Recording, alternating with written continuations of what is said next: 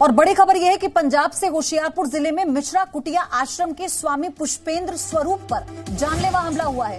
बीती रात आश्रम में लूटपाट के इरादे से कुछ लोग घुसते हैं और स्वामी स्वरूप पर हमला कर देते हैं। बाद में उन्हें बंधक बनाकर आश्रम में लूटपाट की गई और फिर अलमारी में रखे कैश और सोने को लेकर बदमाश फरार हो गए। बदमाशों के हमले के बाद स्वामी पुष्पेंद्र स्वरूप ने मदद के लिए आवाज लगाई, जिसके बाद स्थानीय लोग पहुंचे। फिलहाल स्वामी पुष्पेंद्र स्वरूप को इलाज के लिए अस्पताल में भर्ती कराया गया है।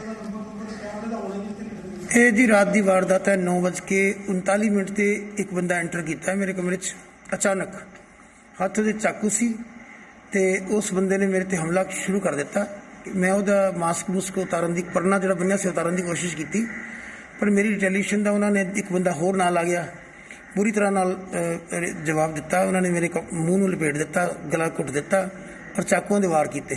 मेरे नाल बहुत जिद्दोजहद की, काफ़ी घोल मथोल होया ते मेरे को पैसे मंगन लगे। मैं अलमारी चो ले लो, तो उन्होंने अलमारी चो मेरे जो कैश सी वो कढ़ लिया, होर भी समान कढ़ लिया, जोड़ा भी थोड़ा जहा 2-3 अंगूठियां और चैना की एक छोटे जे पर्स भी सीगा, वो भी गायब है क्योंकि वो पर्स नीचे डिग्या पे हुण कन्फर्म हो रहा है। तो ये पूरा मामला क्या है ये भी आप समझिए। मिश्रा कुटिया आश्रम में बीती रात कुछ बदमाश घुस गए। कोरोना कर्फ्यू के बीच आश्रम में लूटपाट की कोशिश होती है। बदमाशों ने स्वामी पुष्पेंद्र पर चाकू से जानलेवा हमला किया। स्वामी पुष्पेंद्र स्वरूप को बंधक बनाकर आश्रम में लूटपाट की गई। आश्रम की अलमारी से कैश और सोना लेकर फरार हो गए बदमाश। बदमाशों के भागने के बाद स्वामी पुष्पेंद्र ने चिल्लाकर मदद मांगी। प्राथमिक उपचार के बाद स्वामी पुष्पेंद्र को अस्पताल से छुट्टी मिल गई है। स्वामी पुष्पेंद्र पर हमला करने वाले बदमाशों का अभी तक कोई सुराग नहीं है।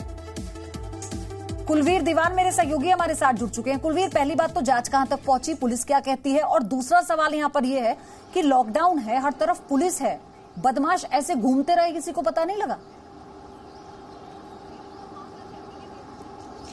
देखिए पीओदी, जो पुलिस है अभी छानबीन कर रही है। हालांकि कोई भी आरोपी पुलिस के हत्थे फिलहाल नहीं चढ़ा, लेकिन ये हैरत की बात है क्योंकि पंजाब में लॉकडाउन ही नहीं बल्कि पंजाब एक ऐसा पहला राज्य है देश भर का जहां पर कोरोना की वजह से कर्फ्यू लगाया गया था।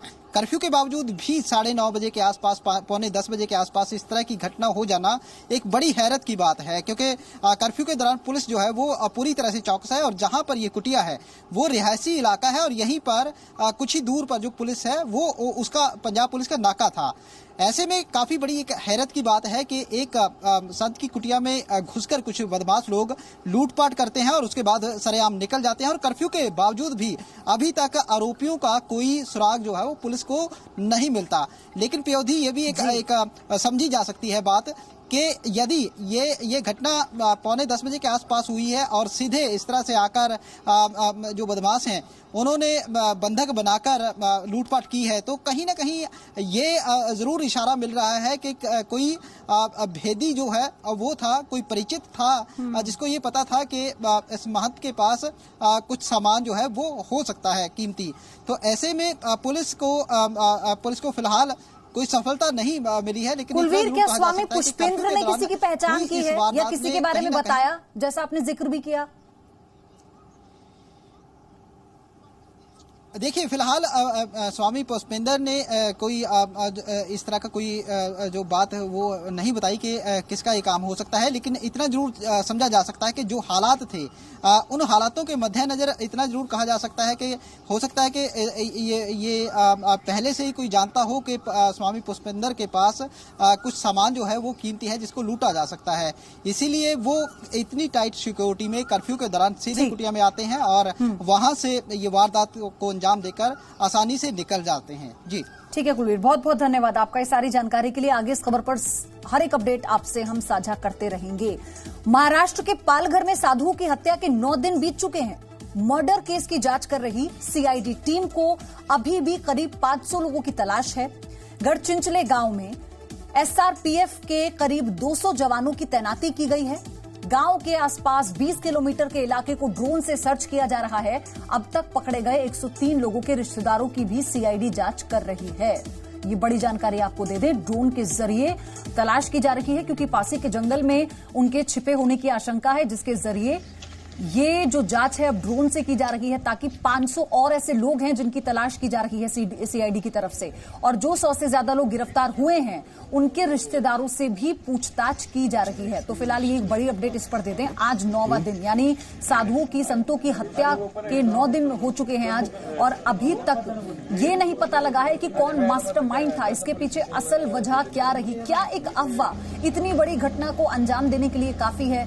क्योंकि ये जो तस्वीरें निकलकर आई हैं, जो पूरा इन तस्वीरों के जरिए जो कई सवाल खड़े हुए थे कि देखिए 3 पुलिस वाले हैं, उसके बावजूद भी संतों पर लगातार ताबड़तोड़ हमला होता रहता है। वो मदद की गुहार लगाते रहते हैं, लेकिन पुलिस वहां पर मूक दर्शक बनी रहती है। अंकुर त्यागी मेरे सहयोगी हमारे साथ जुड़ चुके हैं। अंकुर, सबसे पहले इस पर क्या अपडेट है, लेटेस्ट जानकारी? देखिए, फिलहाल जो पुलिस की जांच का दायरा है वो अब यहाँ से बढ़ता हुआ नजर आ रहा है। यहाँ पर कई सारे जो संगठन हैं उन्होंने खुद ने राज्यपाल से जाकर इस बात को लेकर ज्ञापन दिया है कि जो 2 साधुओं की हत्या हुई है उस पर जितने भी पॉसिबल एंगल हैं, सिर्फ ये एंगल भीड़ के एंगल से ही नजरिए से ना देखा जाए। जो पिछले कई सालों से जो समस्या है उस समस्या को भी ध्यान में रखकर इस पूरी की पूरी जांच को आगे बढ़ाया जाए। तो फिलहाल जो लोकल जो लेवल पे कई सारे जैसे वनवासी कल्याण आश्रम नाम की जो एनजीओ है वो लगातार इस बात की बात करता रहा है।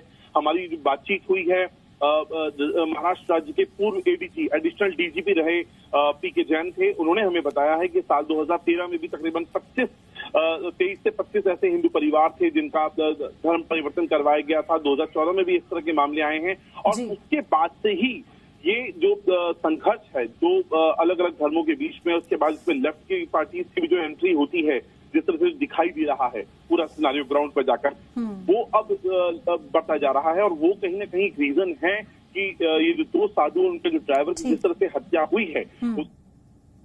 धन्यवाद अंकुर आपका। मैं आगे भी आपसे पूरी अपडेट लेते रहेंगे जो भी इस पर आगे इंप्रूवमेंट खबर पर होता है। लेकिन 9 दिन बीत जाने के बावजूद भी अगर मास्टरमाइंड शिकंजे में नहीं आया है तो इस पर भी कई सवाल हैं।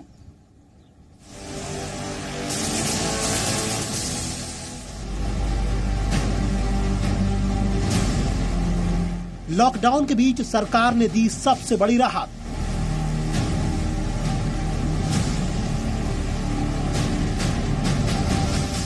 लॉकडाउन में शर्तों के साथ शुरू होगा कारोबार।